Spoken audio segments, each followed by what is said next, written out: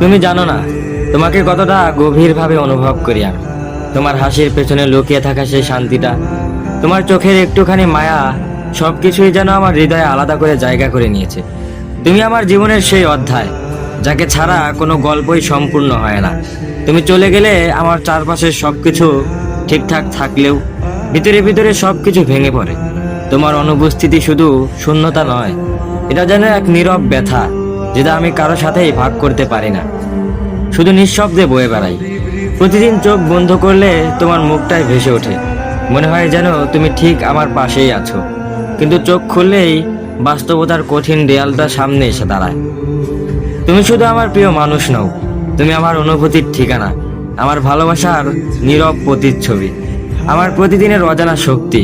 যদি পারো, এই হৃদয়ের না বলা কথাগুলো একবার গভীরভাবে অনুভব করো, কারণ সেখানে শুধু ভালোবাসি নয়, আছে সারা জীবনের এক নিঃশর্ত প্রতিশ্রুতি।